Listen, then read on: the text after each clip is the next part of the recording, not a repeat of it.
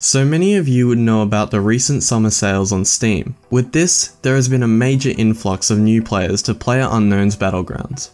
But Jumps, it wasn't even on sale. Look, I know that, but it still managed to reach the top sales in recent weeks on Steam. So, with this information, I decided it would benefit the community to make a list for beginner players that would assist them in game. This might even help you if you're an experienced player. So here is my top 10 tips for beginner players in PLAYERUNKNOWNS BATTLEGROUNDS. So my first tip would have to be about spatial awareness. I can't tell you the number of times I died when I first started playing the game because of my lack of spatial awareness. From then on, I started to use the Alt key while moving to look around while still running in the desired direction. This simple trick has saved me on multiple occasions and sometimes may even give you the upper hand in a gunfight. Simply while holding W and Shift to run forward, press the Alt key at the same time and move your mouse freely to look around while still running forward. You can also use this trick while in prone or crouching and while you're stationary. My second tip would be about the use of sound. Sound is a big part of PLAYERUNKNOWNS BATTLEGROUNDS, and without it, you may have cost yourself the win. Hearing close by footsteps, gunshots, and vehicles will all help your gameplay and closely relates to my first point about spatial awareness. This method can be as simple as remembering to close the doors as you enter a building. This allows you to be in any part of the building and still hear the door opens if someone comes. Not only that, but many people will think that because the doors are closed, that no one is inside. This will give you an opportunity to ambush them. Another example could be holding the control key while moving close to an enemy to make your footsteps lighter. My third tip is to not get too involved. Now, what do I mean by this? It's a video game and I want to get kills. This is where you might be wrong. Yes, it is a video game, but there is still skill involved, and that means choosing your fights. If you see a person that has a lot better gear than you should try to hide or run. This gives you a better chance of surviving longer and getting better weapons to beat them in the late game. The main point of this tip, however, is to try to avoid gunfights if there are already 2 or more people involved. If you join in, your odds for surviving become even slimmer. One of these players will kill the other and will make it easier for you in the long run. My fourth tip is to avoid using vehicles when possible. This one may sound a bit crazy considering that they're such a big part of the game and sometimes essential to survival. And yes, it is. But you have to remember that vehicles are one of the loudest things in the game. The only time I would ever use a vehicle is to flee from someone, which is still risky because you can get shot, or to outrun the blue circle. Other than that, driving vehicles close to houses or somewhere that may be populated with enemies, which is hard to predict, also reduce your chance of survival. In the end, your best mode of transport may be your own feet.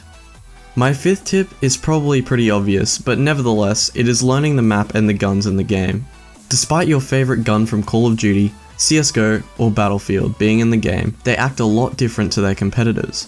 For example, the M16A4, which is similar to the M4A1S in CSGO, is able to be shot at burst fire in PLAYERUNKNOWNS BATTLEGROUNDS.